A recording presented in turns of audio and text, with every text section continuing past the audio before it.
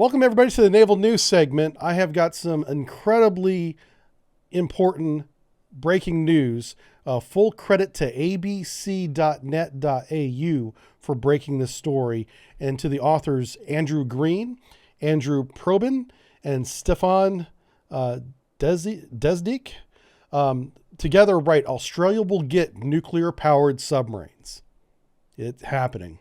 They will scrap the $90 billion program to build French-designed submarines and repurpose that money in a new cooperation with the United States and the UK to build nuclear submarines crewed by Australian sailors.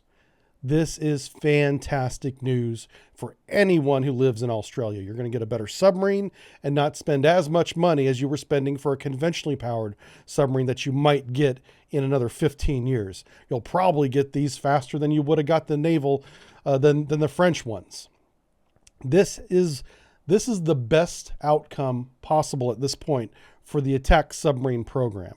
As far as I'm concerned, the attack submarine program is dead to me. It's not officially dead yet, so let's see what happens. But let's read from the piece what Andrew Green wrote about this new decision Australia has made. From the piece, Australia's next submarine fleet will be nuclear powered under an audacious plan that will see the controversial $90 billion program to build 12 French-designed submarines scrapped. ABC understands Australia will use the American and British technology to configure its next submarine fleet in a bid to replace its existing Collins-class subs with a boat more suitable to the deteriorating strategic environment. Australia, the United States, and Britain are expected to jointly announce a new trilateral security partnership on Thursday, tomorrow, with a focus on aligning technology and regional challenges. President Biden is expected to make an announcement at 7 a.m. Australian Eastern Time. So whatever that is our time, I don't know. It could be happening right now because they're way ahead of us on time. But Australia's embrace of nuclear-powered submarines will have its political and technological challenges given there are no domestic nuclear industries in Australia. The new three-nation security pact called AUKUS, Australia, UK, and US, will be seen by China as a bid to counter its regional influence, especially in the contested South China Sea. Nuclear submarines would likely be based out of Washington. Yeah, that's right. So the submarines, for the time being, will be operated by Australian crews, probably with American advisors. I'm available. Hire me. And we'll teach you how to operate these nuclear submarines safely, effectively. And if they're based out of Bangor, that's freaking great. I'm sure eventually that they will be operated out of Australia as well. All right, back to the piece. In 2017, here's a little history of the program. The Turnbull government announced the French Combat Naval Group, then known as DCNS, has been selected for the country's largest ever defense contract and designed to build regionally superior conventional submarines. The ABC understands Prime Minister Scott Morrison convened a National Security Committee of Cabinet on Tuesday ahead of the coordinated announcement with Washington and London.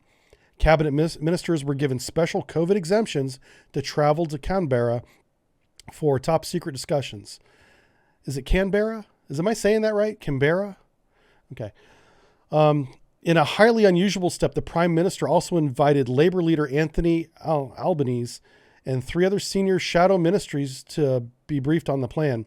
American media reports say U.S. President Joe Biden is scheduled to deliver a brief remark about National Security Initiative on Wednesday afternoon, which is 7 a.m. their time.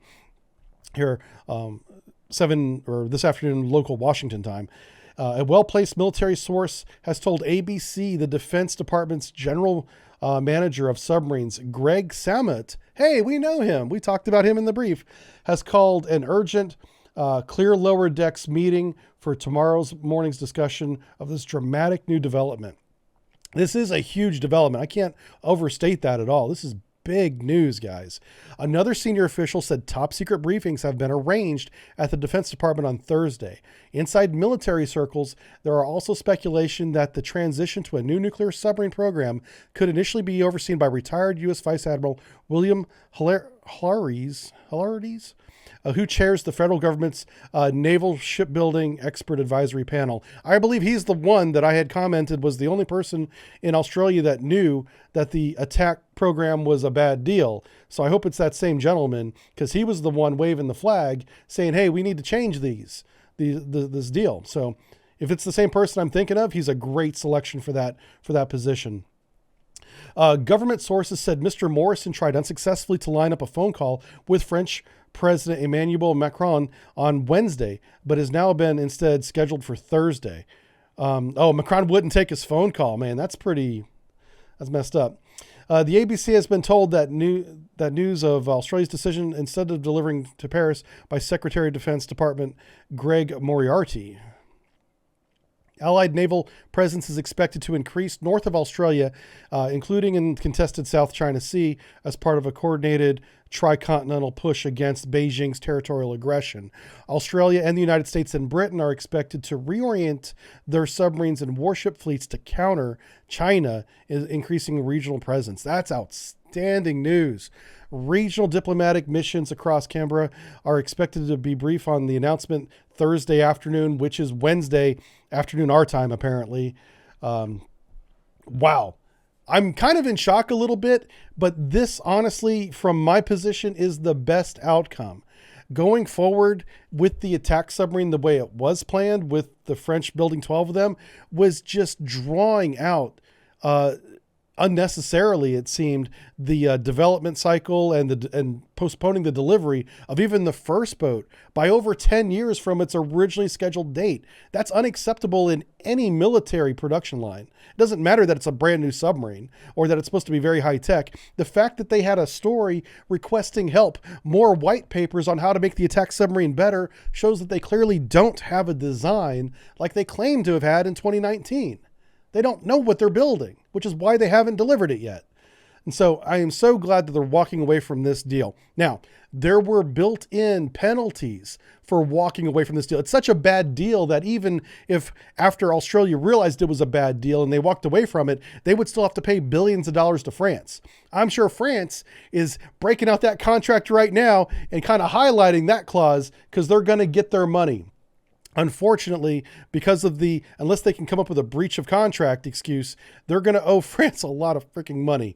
But thank God, the stigma, this unnecessary fear of nuclear power, one of the cleanest powers we have with our current technology, is finally being used for good for Australia, because they don't even have electricity produced by nuclear power on that entire continent, which is a little ridiculous. That's a little 1960s thinking there. But hopefully they're going to come up into the 21st century and realize today's reactors are not Chernobyl. Today's reactors are very safe and extremely clean, much cleaner than any other producing power plant. And if they need to do it for a nuclear submarine first, which is the exact opposite way of everyone else doing it, that's fine, because we need these ships in the water today. That's going to be great. America, we have the industrial capacity to build additional submarines. What we were running out of is we didn't always have the additional people to put them on. Like, we pump people through sub school now like they're going out of style because we're increasing our production of submarines. Now, we have the additional capacity to build more submarines, nuclear submarines, for another country. And I guess we're going to do that with Australia. Now, Australia has a manning issue as well. We need volunteers, they need volunteers to be trained to operate these submarines. They need volunteers for the Collins-class submarines that they have right now. So if you're a young person, wanting to serve your country in Australia, consider that, because there's a lot of financial incentives at the moment to go underway for 90 plus days on a Collins-class submarine. You can talk to your recruiter about that. Okay. But getting back to the story, this is really good news. I'm super happy about this. I'm shocked that this happened. And it's not a fait accompli yet. France is going to push back. There's going to be a political pushback as well inside Australia. We're going to have to weed through all that and get the best thing for the country, which is this plan. Anyone that says this plan is bad for Australia is lying to you. They may say it's expensive. They may say it takes a long time. They may say, man, what about all that time and effort we spent with the attack submarine program? Has that all gone to waste? All those are distractions. Stay focused on the goal. You're going to be fighting China with either an attack submarine that's on a drawing board somewhere or a couple nuclear submarines at a Bangor, Washington. Which do you think is going to be more effective for you? All right, I've said my piece. Let's see what the chat has to say. First of all, thank you, chat, for bringing the story to my attention. I almost missed this. This is enormous news. I'm shocked. So Kemp says, Q, not a sub. This is a sub meme. Yeah, exactly. Yeah, this, the attack sub is a freaking fantasy as far as I'm concerned. And it wasn't a very good one, but it was expensive. Yeah.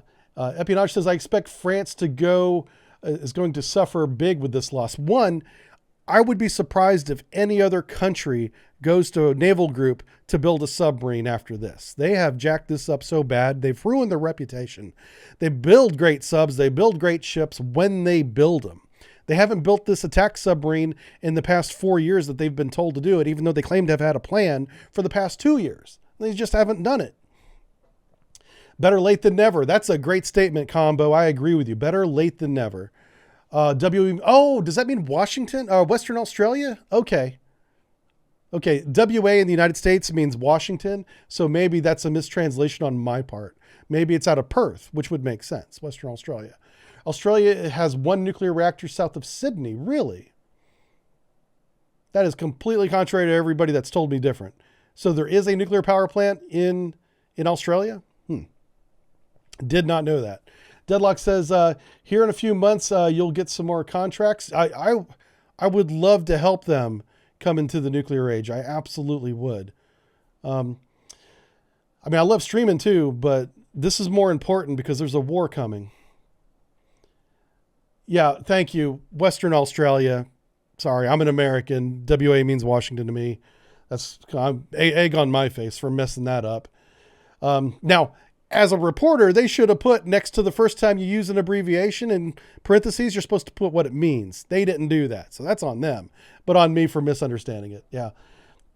Theologian says, we will all see the next light aircraft carriers. Yeah, maybe they'll start building aircraft carriers too. I don't know. War can be avoided. Of course it can. Yeah, absolutely it can. It's just not going to be avoided. There's too much money in it.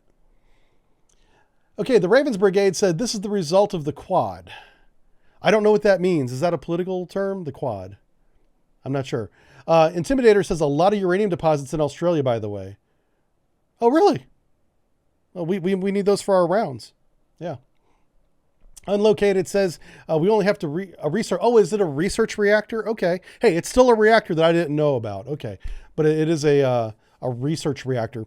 That's more common here in the United States. A lot of universities have their own little reactors. At least they did back in the day. I don't know if it's as common anymore. Unlocated says, I already read that one. Chief Engineer says, any particular time frame, in my opinion, before 2048 or 49. 2049 is very important to China, Communist China, because that's their 100-year anniversary. They've publicly stated during their annual celebrations that they will celebrate the 100 anniversary as a united nation, including the province of Taiwan.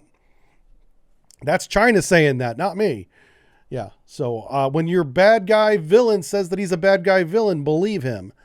China's going to take Taiwan before 2049, according to China, not according to me. Okay. The Quad is the Quadrilateral Security Dialogue. United States, Australia, India, and Japan. Yeah, this is something else, though. They said that this is an agreement between the UK, the United States, and Australia. So this doesn't include Japan or India. Yeah. But the Quad is a military alliance against the PRC. I'm glad that they have additional alliances other than the ones that we're talking about here. But yeah, big news.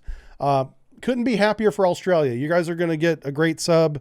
I'm less confused now that it's being stationed out of, Western Australia instead of Washington. That does make a lot more sense to me.